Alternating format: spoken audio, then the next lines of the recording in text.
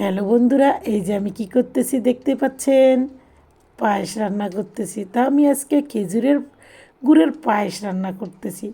তা আমি এই যে তেজপাতা, সাদা এলাচ দিয়ে কিন্তু আমি পায়েসটা বসিয়ে দিয়েছি।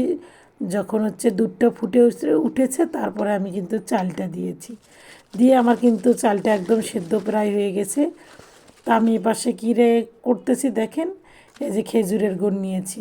খেজুরের গুড় একটা আমি এপাশে ভেঙে নিয়েছি। তো এই যে চালটা কিন্তু আমার ফুটে গেছে, এই জন্য এখন আমি কি করব, এই যে খেজুরের গুড়টা আমি দিয়ে দিলাম। তো একটা দিয়েই হয়েছে মিষ্টি, এই জন্য আর একটা দিতে হয়নি। তাই এইভাবে আমি আজকে খেজুরের গুড়ের পায়েস রান্না করলাম। দেখেন তো বন্ধুরা, কালারটা কেমন হয়েছে, খেতেও কিন্তু সুস্বাদু হয়েছে। বুঝতে পেরেছেন? তাই আপনাদের সঙ্গে একটু শেয়ার করলাম। আর আমার পেজটা যদি ফলো না দিয়ে থাকেন, অবশ্যই একটু ফলো দিয়ে পাশে থাকবেন, ঠিক আছে বন্ধুরা? আর ক্যামেরার জন্য একটু মনে হয় কালারটা একটু এখানে সাদা সাদা দেখাচ্ছে, কিন্তু কালারটা কিন্তু লালটি হয়েছিল। তা ভালো থাকবেন বন্ধুরা, সুস্থ থাকবেন, পেজটা অবশ্যই ফলো করে দেবেন।